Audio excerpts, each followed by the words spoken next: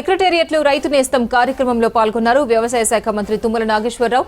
పంట వ్యర్థాలను కాల్చడంతో జరిగే అనర్థాలపై రైతులకు అవగాహన కల్పించారు మంత్రి. పంట అవశేషాలు కాల్చడంతో నేల ఆరోగ్యంతో పాటు మనుషుల ఆరోగ్యానికి అనర్థం జరుగుతుందన్నారు.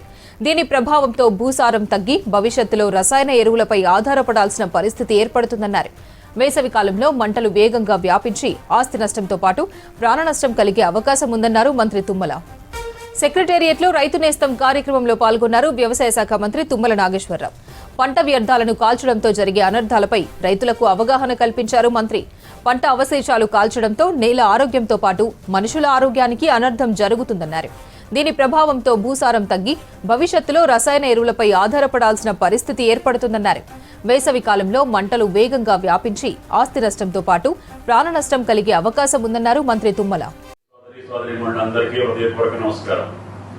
ముఖ్యంగా ఈ రోజు ఉన్నటువంటి ప్రధాన సమస్య ఈ వరి కొయ్యలు కానీ పంట వ్యర్థాలను తగలబెట్టే దాంట్లో జరిగేటటువంటి నష్టాలు, రైతులు జరిగేటటువంటి కష్టం, భవిష్యత్తు తరాలకు జరిగేటటువంటి ఈ వైపరీత్యాల మీద రైతులు కూడా పెద్ద ఎత్తున అవగాహన ఉంది.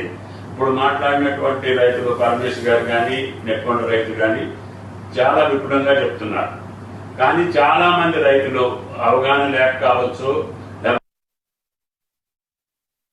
వెంటనే మళ్ళీ వేరే వ్యవసాయానికి వెళ్లారు కాబట్టి దీన్ని వెంటనే సేద్యం చేయడానికి అనువైనటువంటి దుక్కి దున్నుకోవడానికి అనుకూలంగా ఉంటుందని చెప్పి తెలియక లేకపోతే తెలిసా అవి పంట వ్యర్థాలను తగిలిపెట్టడం వలన మన రైతులు చెప్పినట్లుగా భూమి గట్టిపడిపోయి పంట కూడా దిగుబడి తగ్గిపోవడమే కాకుండా మనం వేసినటువంటి ఎరువులు కూడా సక్రమంగా అది గ్రహించలేక మనం వేసినటువంటి